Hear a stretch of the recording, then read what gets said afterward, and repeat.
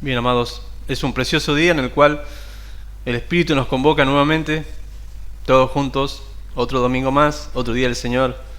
Qué hermoso que ustedes honren, como todos los que han podido venir, este día y poniéndolo, digamos, prioritario por sobre otros motivos, ¿no? Eso habla muy bien de su etapa de madurez. Y bueno, amados, en este caso vamos a ir a Éxodo 20:14, que es el texto del cual se va a desprender y se va a apoyar este sermón. Es corto, va a ser explicado a través de otros 5 textos, porque si bien es corto, es extremadamente profundo. Así que vamos a ir ahí, Éxodo 20:14, por favor, hermanos. Y dice la Biblia simplemente: no cometerás adulterio. Oramos. Señor amado, gracias te damos por tu misericordia, por tu gracia infinita, de la cual hoy nos estamos totalmente agradecidos, porque por medio de ella hoy podemos presentarnos siempre, cada día y aún cada día al Señor, para tomar de ti, Señor, tu palabra, para que esa palabra pueda hacer en nosotros lo que tú quieres. Y en este caso te pedimos, Señor, por tu palabra, Señor, que seas tú quien me guíe a hablar en este momento todo lo que he podido aprender y todo lo que pueda enseñar a mis hermanos, que ellos puedan escuchar, puedan poner por obra y que ellos recuerden cada día de sus vidas esta palabra. Señor, te ruego que tú estés hablando por medio de mi boca y que todo lo que digas sea de tu espíritu y no sea nada mío. Te lo pido en el nombre del Señor Jesucristo. Te doy gracias por tu iglesia. Bendice a tu iglesia, bendice a su corazón. En el nombre de Jesús. Amén.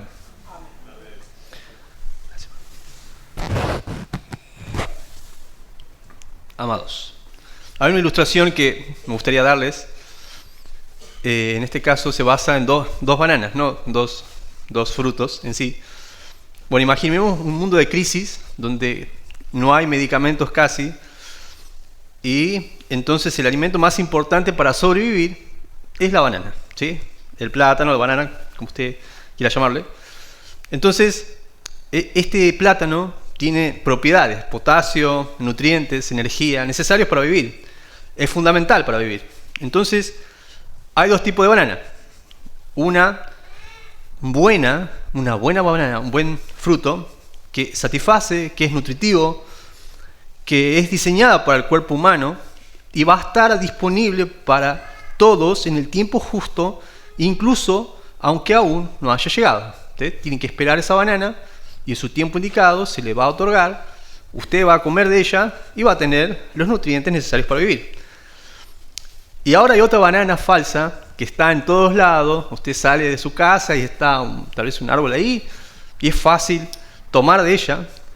Es a simple vista idéntica, el sabor inicial parece inclusive más intenso, pero contiene un veneno, genera adicción y distorsiona para siempre la estructura del paladar, de manera que termina de alguna forma matando toda la capacidad que nosotros teníamos de degustar de la banana verdadera. Incluso después, cuando quieras volver a la banana buena, ya no la vas a disfrutar igual, porque el veneno dejó su huella. Entonces la pregunta es, ¿qué preferirías?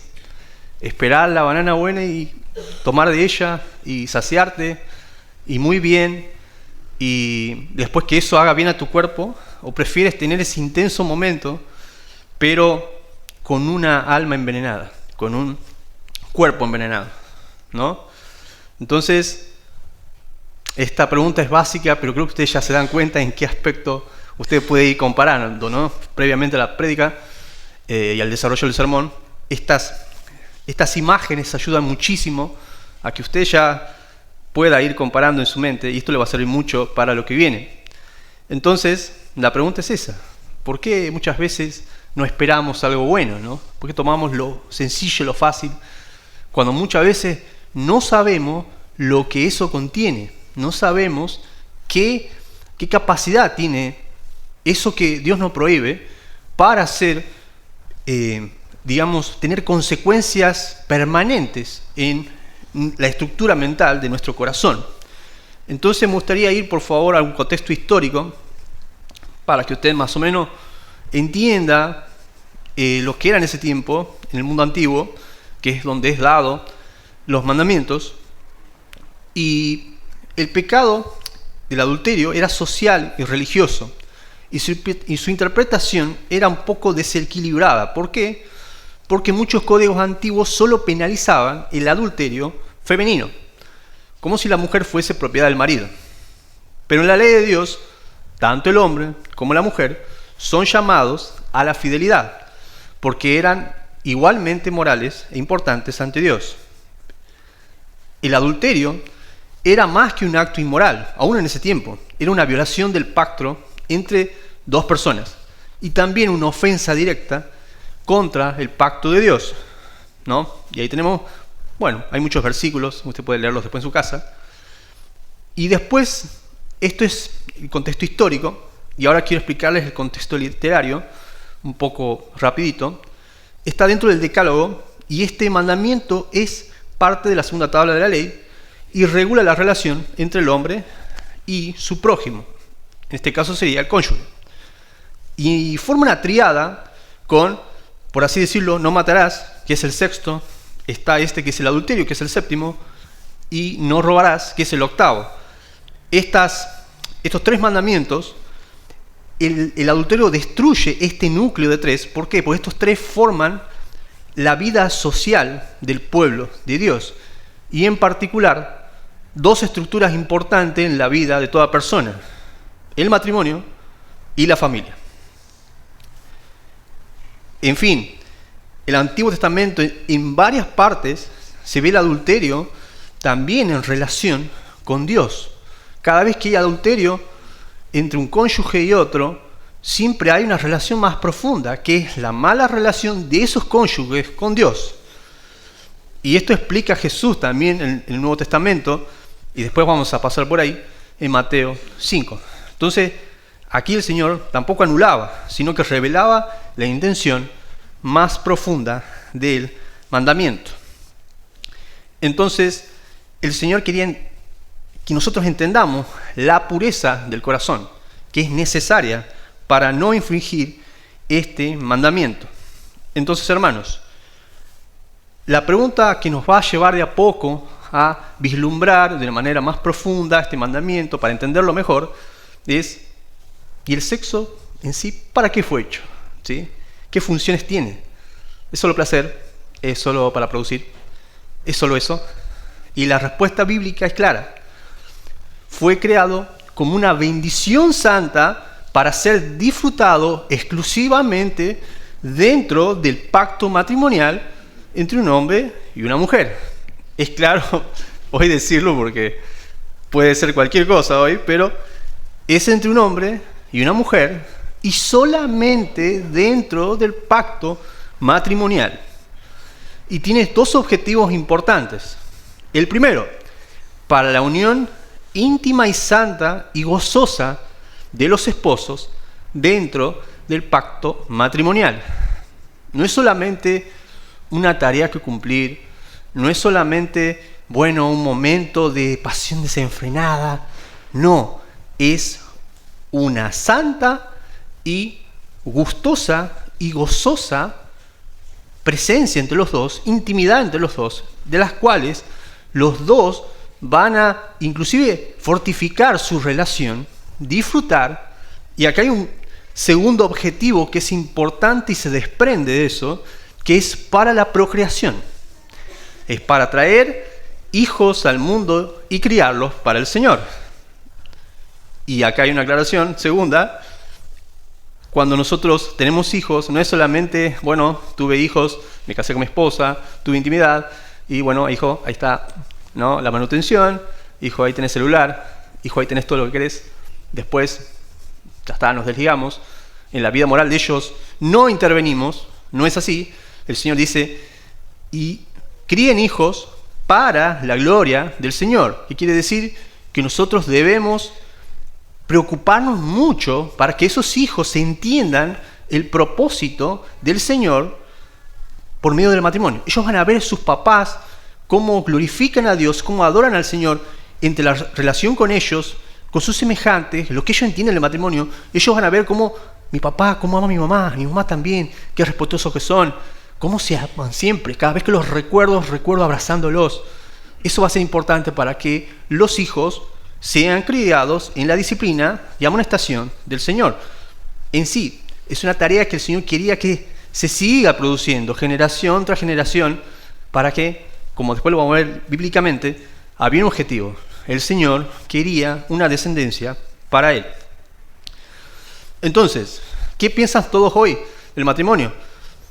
Es un contrato.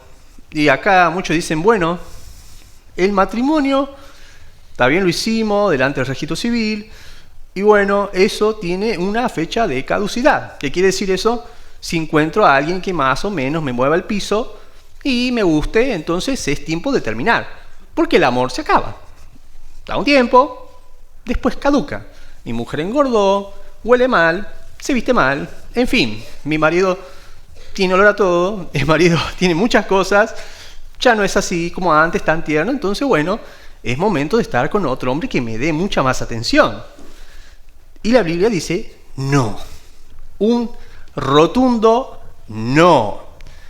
Y la segunda interpretación, que hay algunas personas que dicen, bueno, yo no pienso así, yo pienso que el matrimonio es para toda la vida, y ese es mi marido, y esa es mi mujer, y yo lo respeto, pero bueno, yo tengo mis momentos de licencia en los cuales puedo imaginarme estar con otra persona.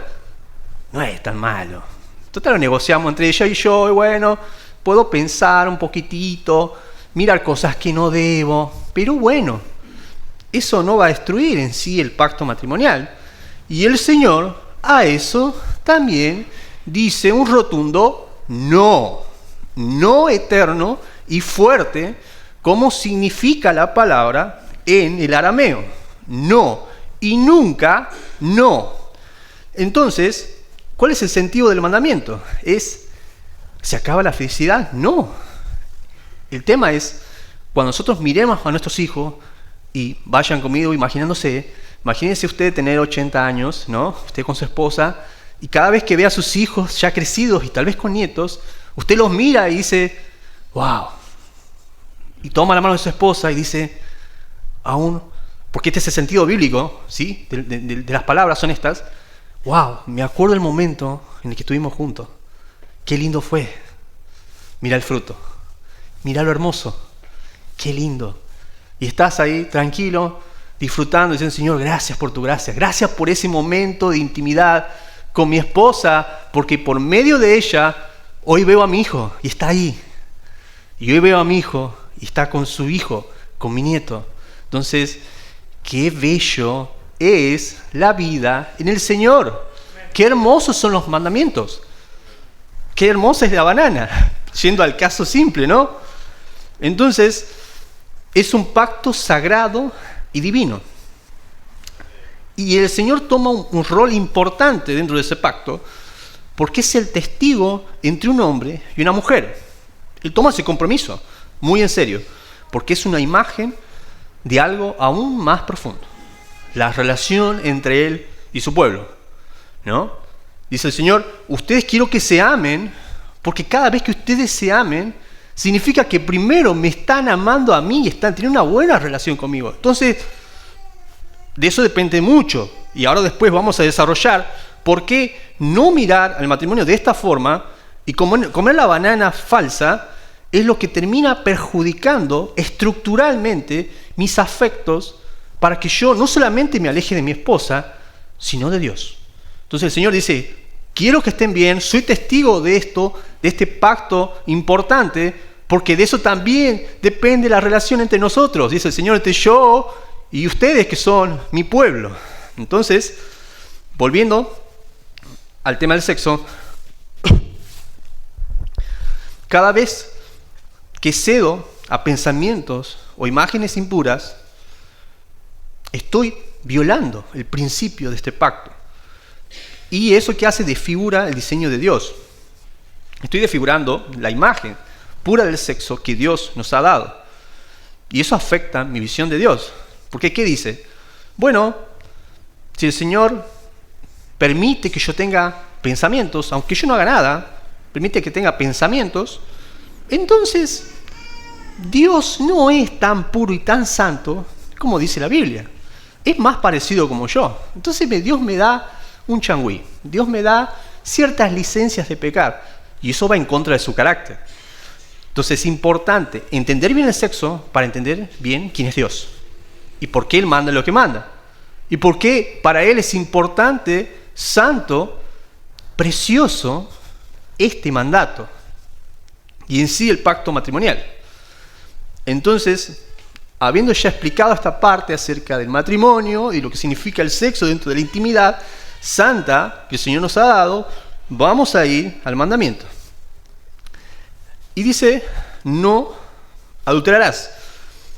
En hebreo es lo tinaf, que es una prohibición en todo el tiempo. No solo en el pasado, sino ahora en el presente y en el futuro también. Nunca debes cometer adulterio. Ni hoy, ni ayer, no deberías, ni nunca. ¿Y qué cosas prohíbe? En sí, mezclar. Porque adulterar es mezclar. Es como si usted, pongamos el ejemplo, un panadero profesional o un pastelero profesional tiene un aceite y lo mezcla. No va a ser lo mismo nunca ese aceite, pues ya está mezclado. Puede servir para una tarea puntual y luego debe ser desechado, porque no es el 100%, ya es una mezcla. No podemos decir, ¿hay forma de salvar el aceite? ¿Podemos echarle un poquito más de aceite? No. Esa poción mezclada ya no sirve. Esto es lo mismo. Igual que la leche. Adulterada ya no es la misma. Entonces debe proveerse de una nueva porción para que se desprenda de ahí y sea totalmente pura. Entonces, el Señor dice, esto no quiero que lo contaminen. Esto es santo y puro así como está. Y quiero que así lo vean siempre. Este es el sentido del mandamiento. Entonces, empezamos ahora a adentrarnos al sentido más profundo e interno del mandamiento. Y les voy a pedir que se acerquen conmigo a Mateo 5, 28.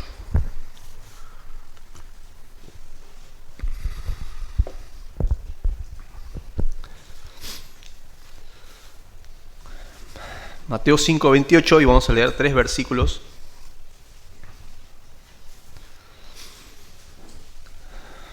Y acá el Señor empieza a redefinir el mal concepto heredado de la cultura y la tradición hebrea.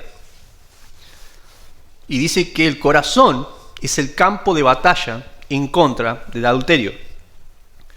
Dice el Señor, pero yo os digo que cualquiera que mira a una mujer para codiciarla, ya adulteró con ella en su corazón. Todo el que mira es una acción continua y deliberada. ¿Qué quiere decir esto? Que aquel que mira y está mirando, no es alguien que tal vez lo hace esporádicamente y que lucha, sino que el que mira en este momento y siempre lo hace, es una tarea cotidiana, es habitual. Esa persona siempre hace lo mismo. Y aquí dice mujer. Es increíble cómo él no dice mujer casada. Cualquier mujer. Obviamente el mandamiento es para ambos géneros. Usted délo vuelta, ¿no? El hombre también. Con el propósito de desearla. Y acá dice desear intensamente, que es codiciar íntimamente a esa persona. De cualquier forma. Es como la idea de detener el tiempo para que yo exprima lo máximo de la figura de esa persona para satisfacer algo torcido de mi corazón. Eso es mirar, porque si nos dejamos llevar por la palabra misma, yo digo, bueno, ¿qué hago? Avíseme a alguien cuando viene una mujer porque no sé si va a venir, por favor, necesito 2 espejos. Es imposible. Mirar, vamos a mirar. La cuestión es cuando nos volteamos nuevamente para mirar y sustraer algo de esa persona. El que hace eso, dice el Señor, ya ha cometido adulterio, ya ha procesado el pecado, ya ha comido el fruto malo, por lo cual ha transgredido mi ley. Y el Señor da una solución, dice, es difícil, está bien, les doy 2 cosas. Por tanto, si tu ojo derecho te es ocasión de caer, sácalo y échalo de ti, pues mejor te es que se pierda uno de tus miembros y que no todo tu cuerpo sea echado en el infierno. Y si tu mano derecha te es ocasión de caer, córtala y echa de ti, pues mejor te es que se pierda uno de tus miembros y que no todo tu cuerpo sea echado en el infierno. Entonces, ¿es un pecado o es un estado? ¿Es algo esporádico o es algo que hace siempre? No se puede saber a ciencia cierta, pero por esto es la advertencia del Señor. Den su juicio, examínense. ¿Qué están haciendo? Fíjense y tomen medidas. ¿Por qué? Porque si no toman medidas, entonces significa que nunca han gustado la regeneración del Señor. Porque el que tiene fe se opone a todo deseo impuro que va en contra de la palabra de Dios. Y después vamos a desarrollar esto. Entonces, acá el corte es una acción extrema, es luchar con vehemencia. Y de eso depende la veracidad de nuestra fe. Por eso Jesús menciona 2 veces el infierno. Dice, Gehenna 2 veces. Si no haces esto, vas a hacer lo otro. Y si haces lo otro, vas a desembocar en un lugar donde yo no quiero que esté el ser humano. ¿Y acá qué significa el ojo derecho? Obviamente es algo metafórico. Dios no nos va a mandar a automutilarnos. Sería ir en contra de su propósito.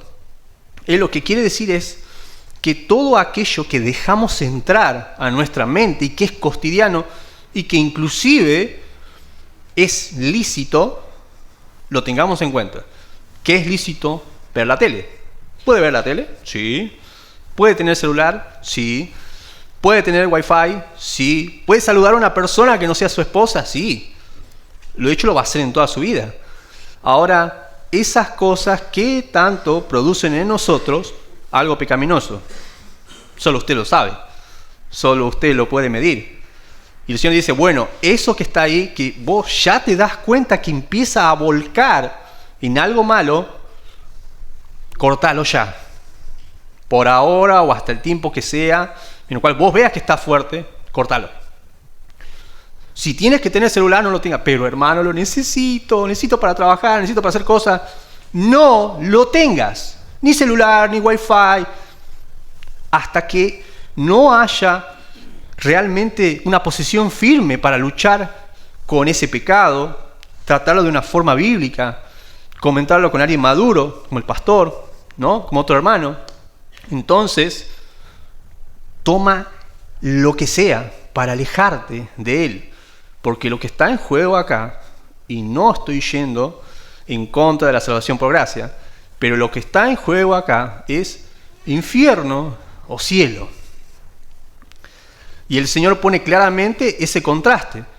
Quien lo practica va al infierno, no importa lo que él crea de sí. Quien se aparta al fin, significa que la gracia operó muy bien en su corazón. Entonces, ¿qué es la mano derecha? Es alimentar ese deseo con acciones. Implica seguir cultivando. Entonces dice el Señor, si ya pasaste del ojo e inclusive estás metido en una práctica, cortate la mano. Esa práctica, como sea que se llame, no sé, un hábito oculto, un mal uso de mensajes, lo que sea. Usted puede ir pensando, cortamos ya, lo que sea. Entonces, ¿qué es tan peligroso es seguirlo practicando? Acá hay una frase que quería compartirles de John Piper. Es él aconsejando a una persona adúltera que él quería ser salvo. Él le decía, bueno, alejate. Usted lo habrá escuchado alguna vez en YouTube. Esto está ahí disponible, que usted lo vea. Alejate del pecado porque puedes perecer en el infierno. Entonces le pregunta, ¿quieres decir que puedo perder mi salvación? Y decía el pastor John Piper, esto es un error garrafal. Muchos de hoy están poniendo a las personas pecadoras por encima de las advertencias. Entonces, porque ellos preguntan y dicen, bueno, para la salvación, la fe es necesaria y ya está, con eso está bien. La santificación lo que hace es ganarte recompensa. O sea, sos salvo por fe y después seguís en los esfuerzos de tu carne, dice él. Porque Dice, la santificación solamente te gana recompensa y la salvación es por la fe. Así que, en fin, la obediencia no es algo obligatorio. Y dice él, la batalla por la obediencia es absolutamente necesaria porque es la batalla de la fe. Si la fe que tenemos no logra vencer la lujuria, entonces no tenemos una fe salvífica. La fe sola evita el infierno y la fe que evita el infierno evita la lujuria. La lucha contra la lujuria es absolutamente necesaria porque es una batalla contra la incredulidad. Si creo, lucho con todo mi ser porque he creído en el Señor, porque Él me ha dado su Espíritu. Cuando somos salvos por el Señor, Él nos da las herramientas, nos da su Espíritu, para que al fin seamos salvos. Porque dice el Señor, no hemos sido salvos solamente del juicio venidero, sino del poder del pecado. Somos salvos del poder del pecado en esta vida, porque no se va a enseñorear más de nosotros, pues no estamos bajo la ley, sino bajo la gracia. Esto niega la gracia en absoluto, pero exige una evidencia genuina de arrepentimiento. Y ahora, ¿cómo opera esa inmoralidad sexual desde adentro? Acompáñeme a Proverbios 6, 32 y 33.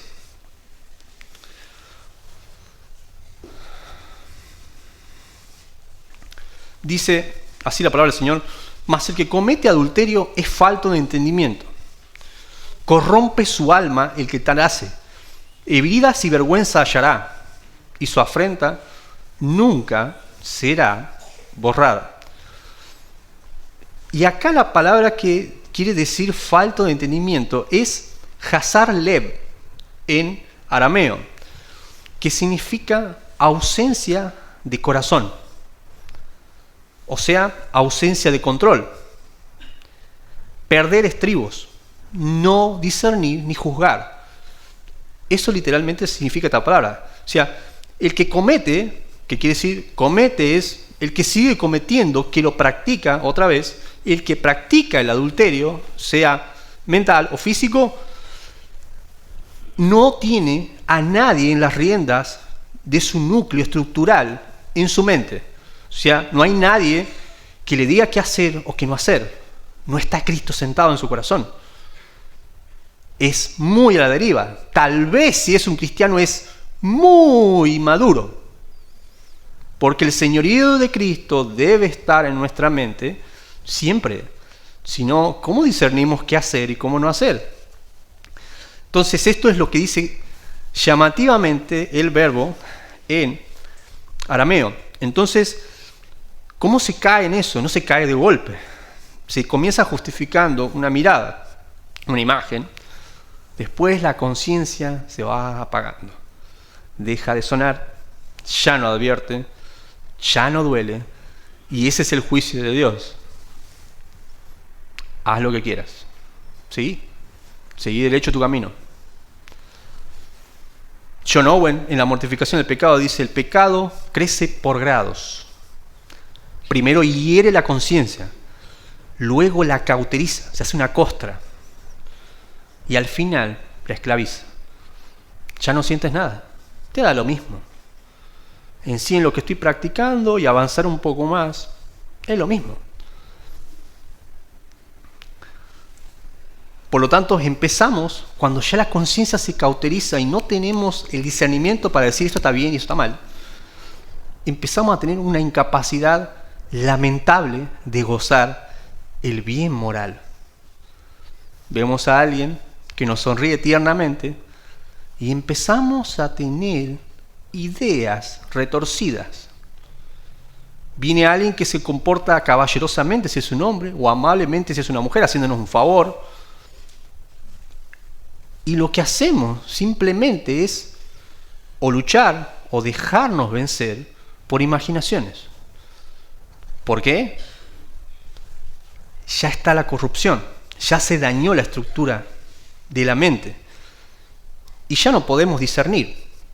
Llega un momento donde inclusive eso va y avanza a otras áreas de nuestra vida, y eso es lo que el Señor dice: corten ahora, Porque la palabra no conmueve, la santidad no atrae, la oración se hace más débil. Recordaba un pequeño mensaje del pastor Juan Manuel Vaz, y él decía: a alguien que no ora, yo le pregunto, ¿no oras? Sí. ¿Cómo estás con la pornografía? Entonces, si no oras, estás en otro pecado.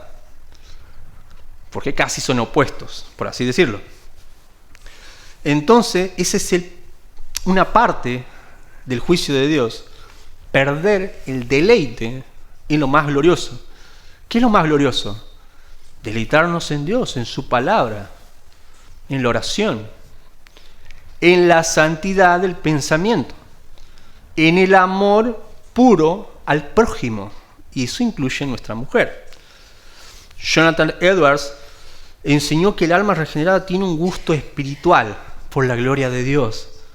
El pecado pervierte ese gusto. Entonces la connotación es una degradación irreversible, como cuando algo se echa a perder y se vuelve inútil. ¿Qué pasa cuando un órgano de nuestro cuerpo ya no anda? Hay que sacarlo. Eso es lo mismo, ya la conciencia está así. Hay estadísticas e informes acerca de las consecuencias de la pornografía y la promiscuidad que he podido averiguar. Dice que tiene un impacto negativo profundo en el rendimiento académico y en las funciones cognitivas. Se deteriora tu mente. Empiezas a no pensar con la frescura con que lo hacías antes.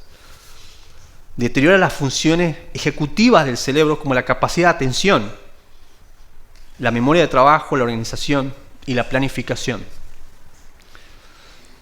También en cuanto a la promiscuidad, hay efectos muy irreversibles y hay un llamativo incremento en la conducta femenina. ¿Y los efectos cuáles son? Las relaciones afectivas, desensibilización emocional. El mismo patrón. Y esto no es algo bíblico, es un dato fehaciente de la ciencia. Y hay una disminución de la empatía. Ya no empiezo a tener un sentimiento de comprender al prójimo. ¿No ve usted eso hoy en todos los jóvenes? Te caes, te rompes algo y te pasa al lado y nada. El padre está enfermo, el hijo no le pregunta ni cómo está.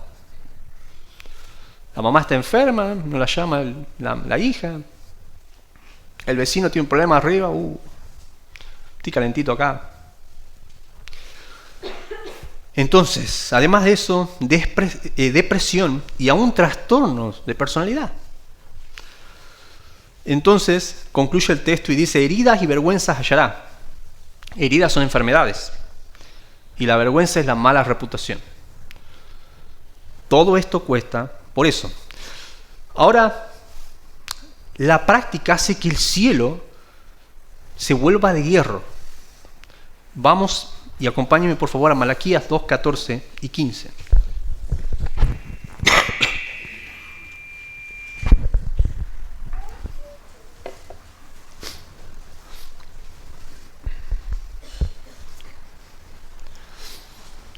Dice así la palabra del Señor. Y primero voy a explicar un poquito el contexto.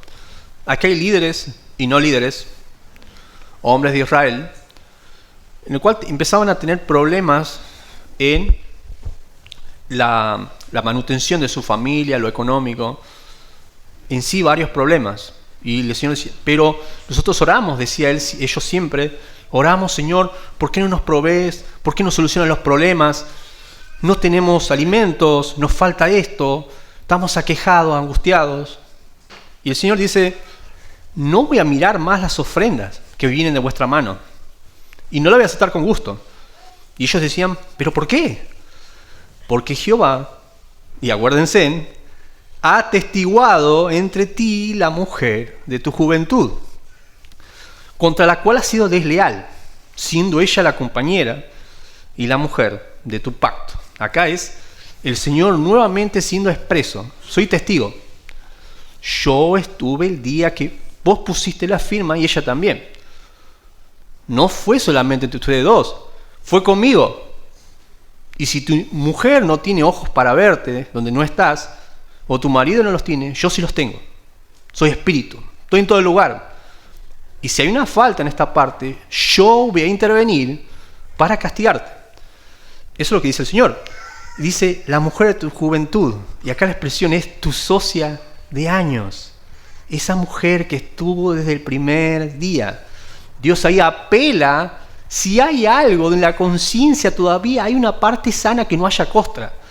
No te apela la emoción, estás dañando a la persona que estuvo contigo desde que pusiste la firma, contra las cuales has sido desleal. Y esto es falsedad. Sos falso. Eso es lo que dice el Señor. Siendo ella tu compañera y la mujer de tu pacto.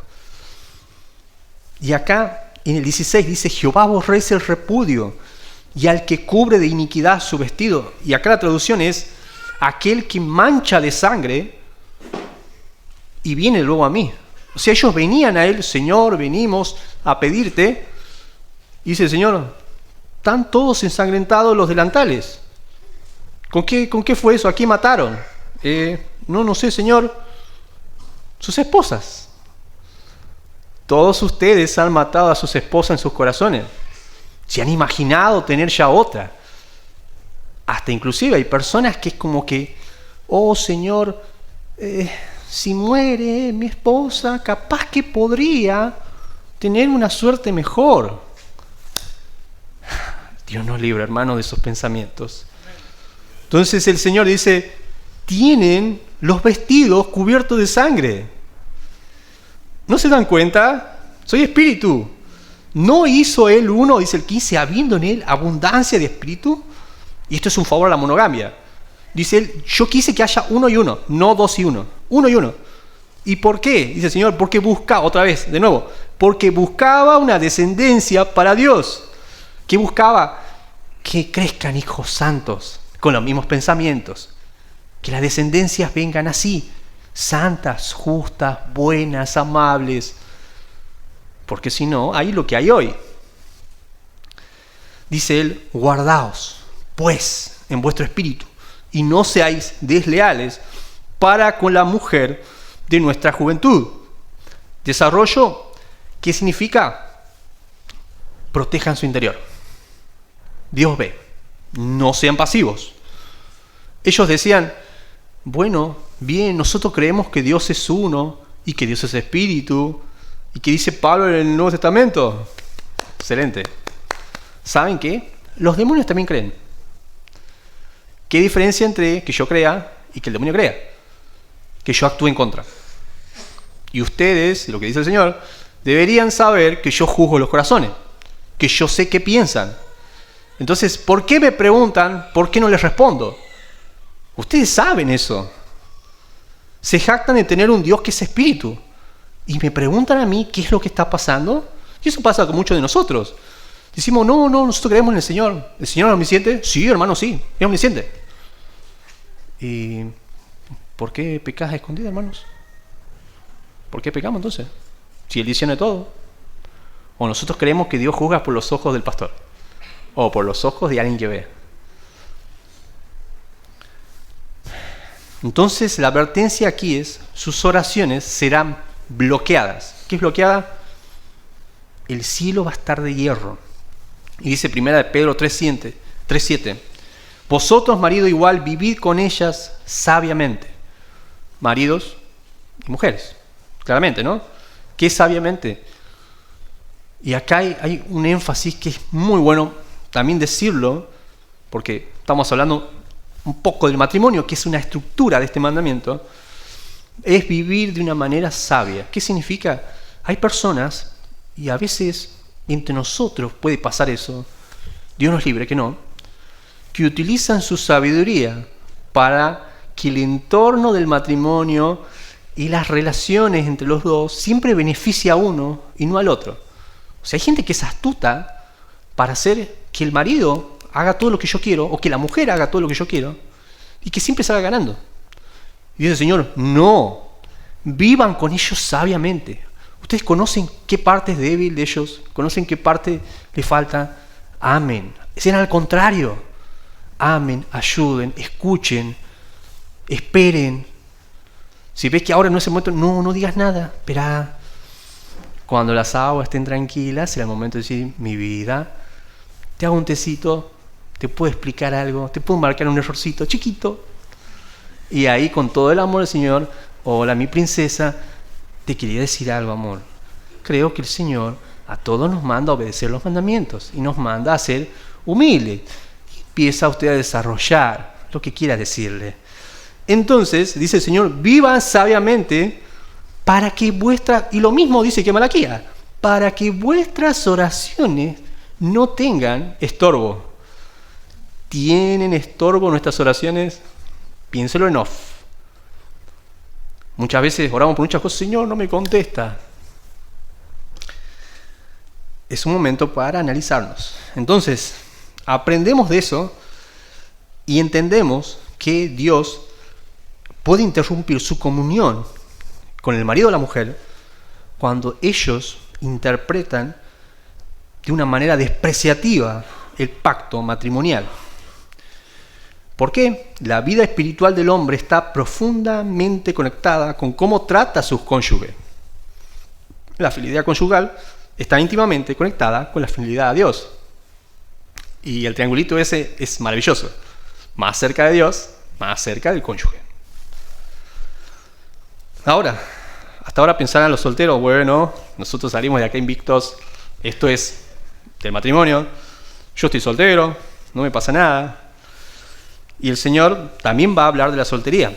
Es más, la palabra incluye todo.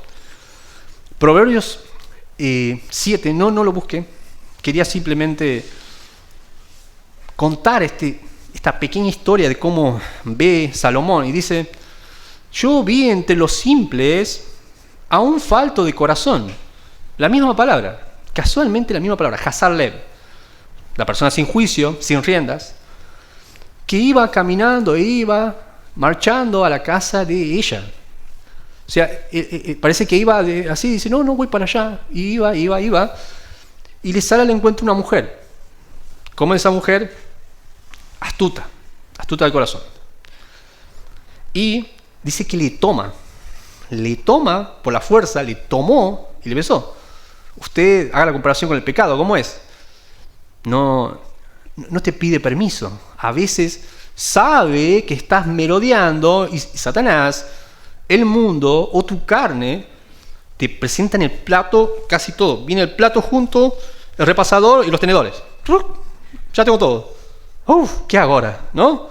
Entonces, dice el Señor, por medio del Espíritu Santo y a través de Salomón, esta mujer le toma y le besa y le dice astutamente, he pagado mis votos, soy una mujer buena, vengo de orar. El marido se fue, ¿no? Va a venir dentro de muchísimo a su día indicado, tenés un mes. Yo estoy sola, me siento triste, vos estás solo, podemos ir juntos un ratito. Y le dice, bueno, mi cama está adornada, huele maravilloso, es perfecta, es de buena calidad, la vas a pasar muy bien. Entonces dice, lo rinde con la suavidad de sus palabras. Y así es como opera la lascivia. Es sigilosa, es sutil, requiere una conducta diaria de oposición, de batalla. Dice, al punto se marchó él tras ella como un buey al degolladero.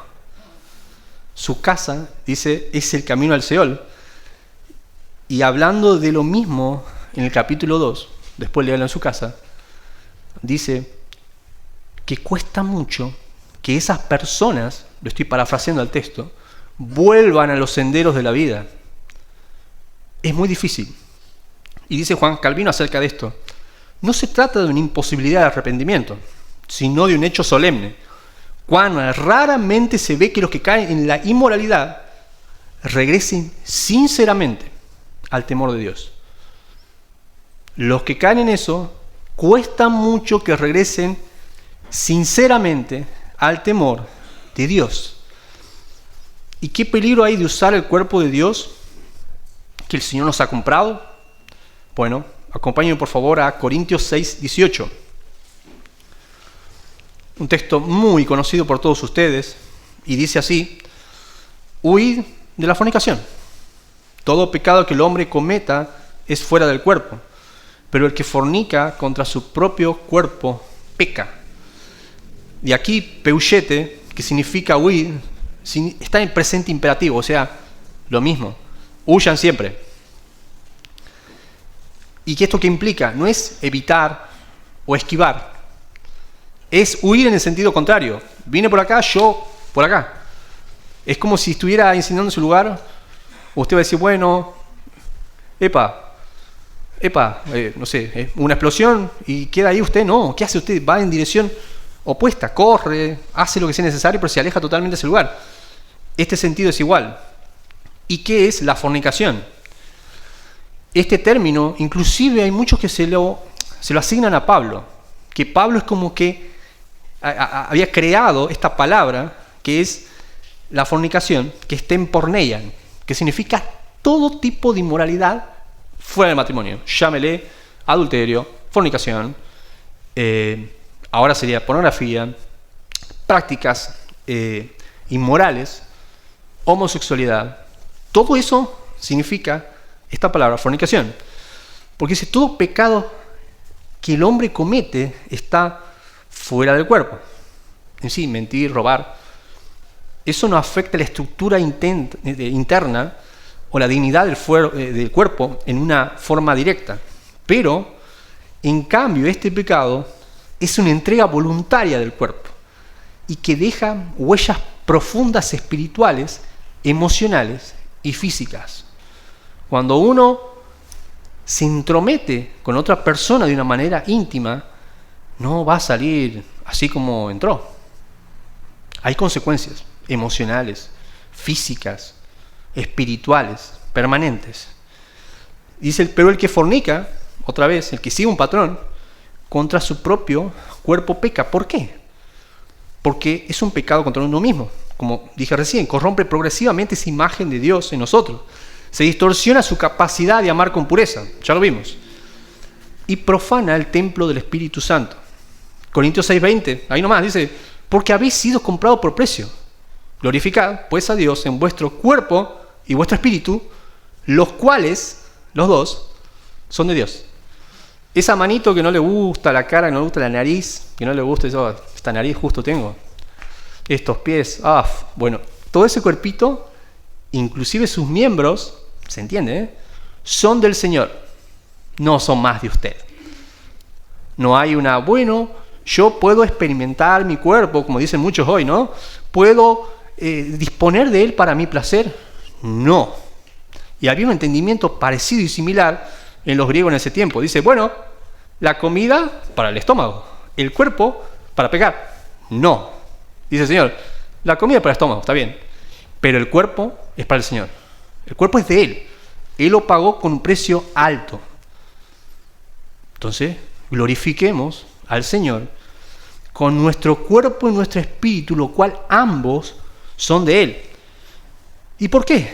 Y acá hay una aberración increíble que quiero que entiendan. Dice el versículo 15, y acompáñame a leerlo.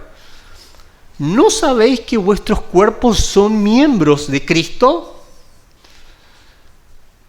O sea, todos nuestros miembros, nuestros cuerpos pertenecen a Cristo. Dice él, sacaré un miembro de Cristo y lo uniré, lo haré miembros de una ramera. Dice él, de ningún modo. O sea, que nunca acontezca así. ¿Qué significa?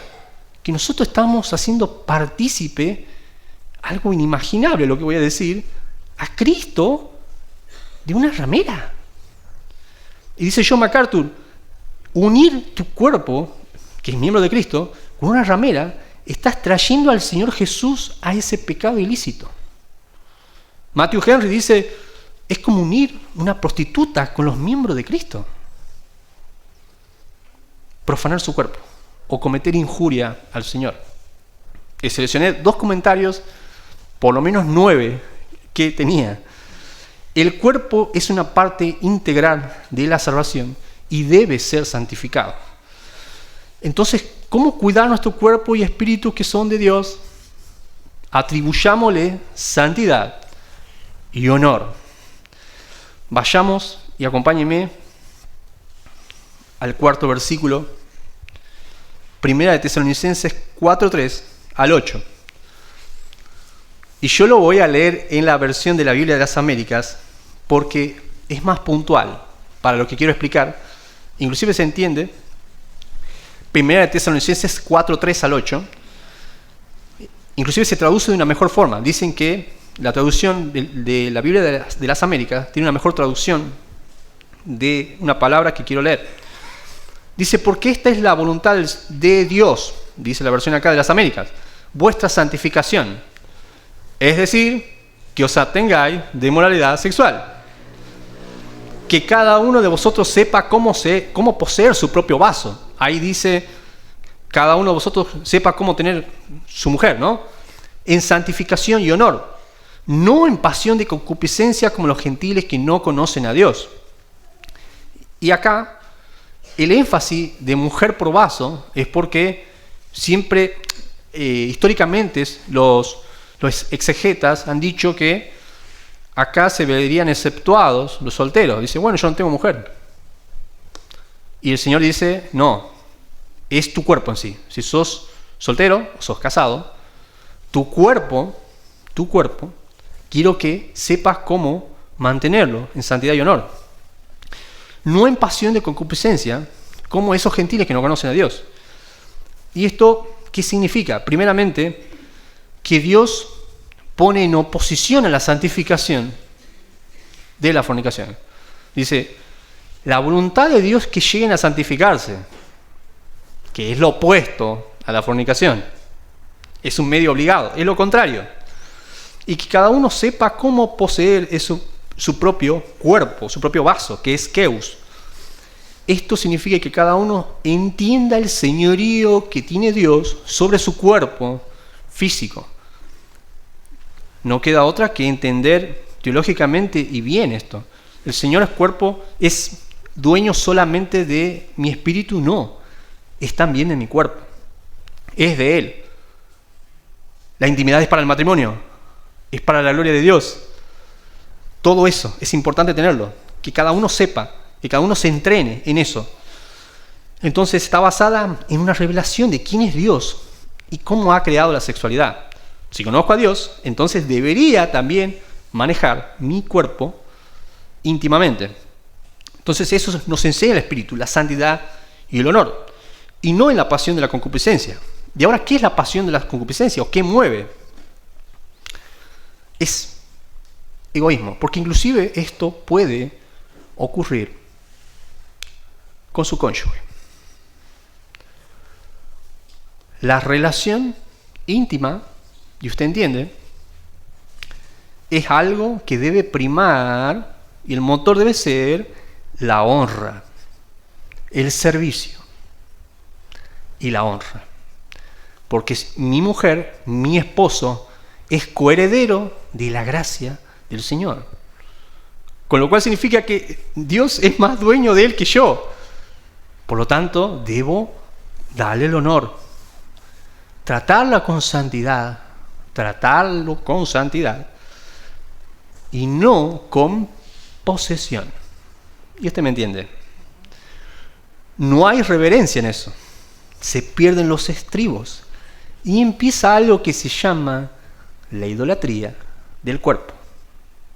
Algo que pasa muy en común hoy. Se ve a las personas según una parte del cuerpo de ellas.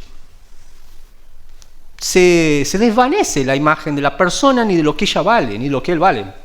Empieza a valer una determinada parte de su cuerpo. Entonces se disgrega el amor de la persona. ¿Y eso es peligroso? Dice el Señor. No, siempre van juntos. El amor es algo importante y es crucial para entender esa relación. Cuando disgregás esa parte del amor, hay un peligro súper eminente que termines en una práctica pecaminosa. Entonces te vas a dar cuenta que estás conociendo a Dios aún en cómo tratas a tu cónyuge en la intimidad. Y bueno, ¿Qué hay de los deseos internos que no son de índole íntima o sexual? ¿Qué hay de esos deseos? Y acá hay un versículo que está en Proverbios 6:25, y le pedí que me acompañe, por favor.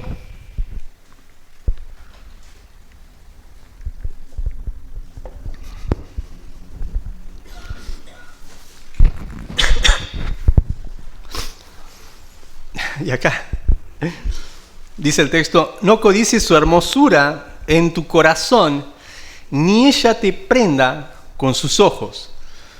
Y acá voy a apelar a la memoria de las hermanas y de aún que otro hermano. Ustedes recuerdan, seguramente muchas hermanas recuerdan, tipo año 2006, 2004, alguna telenovela que no voy a decir el nombre, pero tenía que ver con pasión y tenía que ver con gavilanes. ¿Sí? Se sonrieron todos, ¿la conocen? Y yo me acordaba de ese tiempo que todo el mundo, viste, ya empieza, listo, prendemos, ¡cállate! Al hijo, viste, ¡cállate! Si el marido estaba ahí, tráeme el mate. Viste, estaban todos ahí. Y todos terminaban en esa nebulosa y un poquito más con los ojitos. Así, viste, ¡ay, qué hombre! ¡Wow! Y estaba el marido al lado, impresionante. Decime si no, es re fachero, ¿ves? Bueno, entonces, sí, el marido también miraba lo que quería también, ¿no? Y ambos ahí codiciando y mirando la mujer o el hombre de otro, ¿no? Me acuerdo ese tiempo, ya todos los hombres querían tener el pelo largo. Yo me acuerdo, estaba en la secundaria, y todos tenían pelito largo y ya, ¿viste? Ya si se podía mojar, iban al gimnasio y bueno, ¿viste? Me acordaba de eso, me causaba mucha gracia. Pero más allá de eso, es algo serio. Y acá es: no permitas ni una vez que desees eso. Y no está hablando solamente de eso. Está hablando de, ¡ay, qué ternura, qué caballerosidad! Y eso piénselo en cualquier persona, porque aquí empieza la comparativa. ¡Ay, si mi marido fuera como!, ¿no? Mirá lo amable que es, mirá lo tierno que es, mirá qué bueno. Si mi mujer fuera como... No, hermanos. Dios nos ha dado por su providencia a nuestro cónyuge. Amémosle como es. Ayudémosle en sus debilidades. Suframos con ellos. Tengamos paciencia, como ellos o ellas las tienen con nosotros. Y acá, la inclinación emocional, aunque sea una, puede ser pecado, ¿sí? Y acá es que te envuelva, o sea, no dejes que su sonrisa, y hermano, en esto le voy a pedir mucha atención. Ustedes saben con quién interactúan todos los días, sean mujeres, sean hombres. No dejen, y esto es un sano consejo de hermano a hermano, que la sonrisa, que la amabilidad de quien sea los envuelva. Cada vez que vaya, oren, lo hacen a la mañana, sigan orando. Señor, ayúdame. Señor, ayúdame.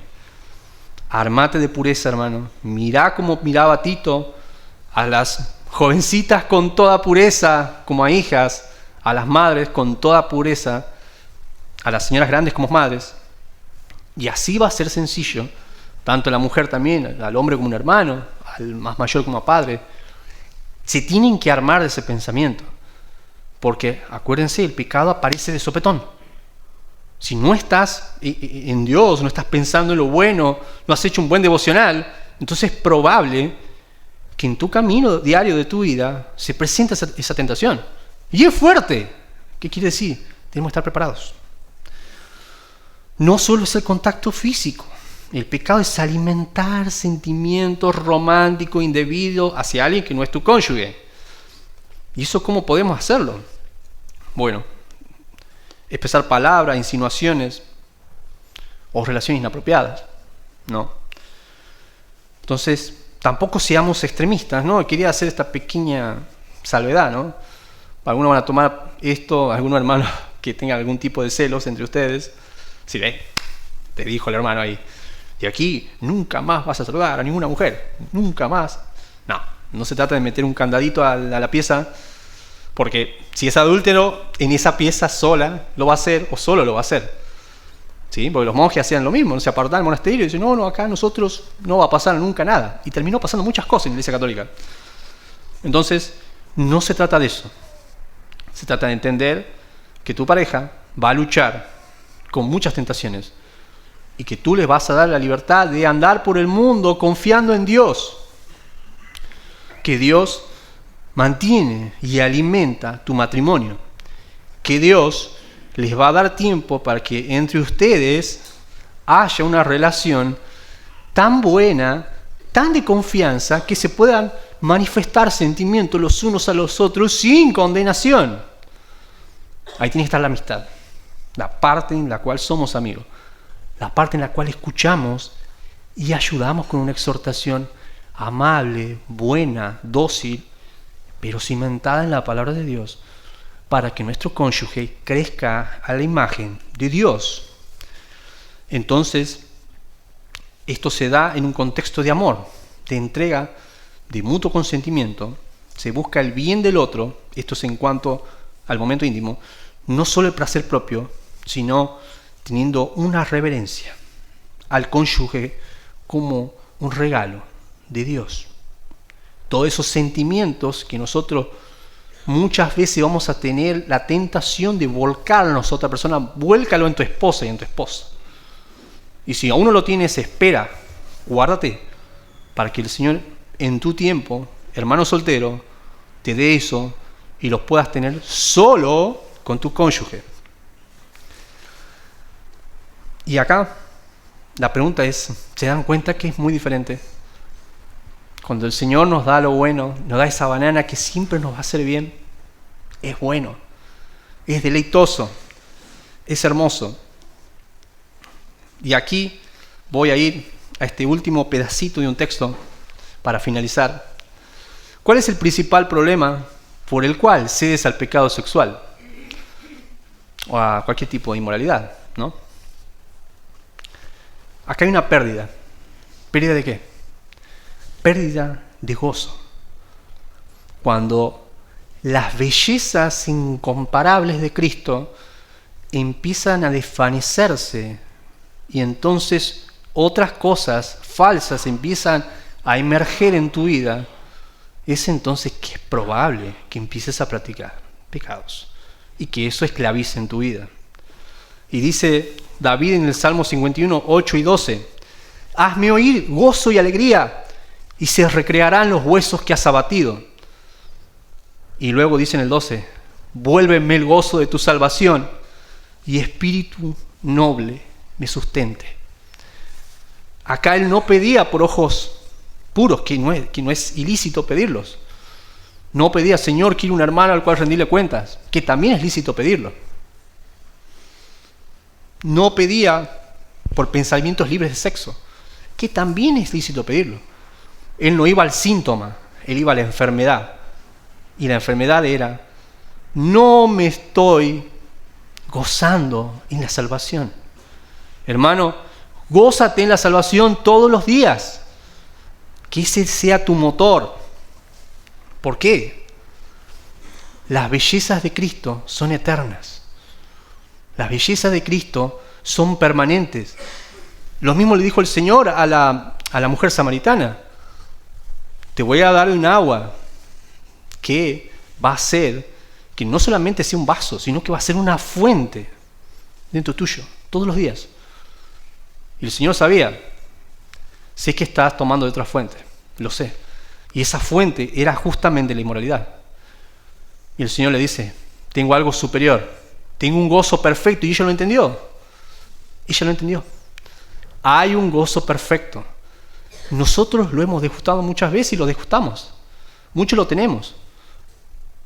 Pero si hay alguno que no lo tiene acá, si alguno no ha visto a Cristo como una belleza, hoy es el día para degustar del bien profundo, de la belleza profunda de Cristo, de entender su palabra, de entender lo bueno que Él tiene para nosotros, de entender lo hermoso que significa cuidar este templo, que es nuestro cuerpo, que es del Espíritu Santo, que Él quiere que los mantengamos bien.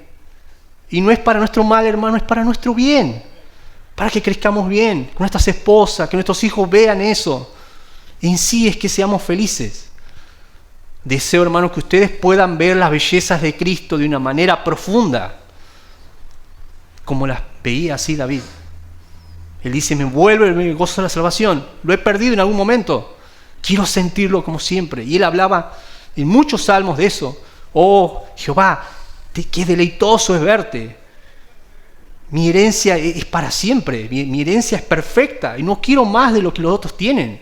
No me hace falta nada más, como el pastor predicaba la otra vez. Si ves un tesoro en un lugar, dice que el hombre vendió todo lo que tenía para tener ese tesoro. Hermanos y amigos, ese tesoro es Cristo. Vengamos a Él todos los días, los que somos sus hijos. Y si hay personas acá que todavía no lo tienen, vengan a Él. Arrepiéntanse en arrepentimiento y fe. Y tomen de Él un agua eterna que va a satisfacer sus deseos todos los días. Hermanos, por favor, pónganse de pie.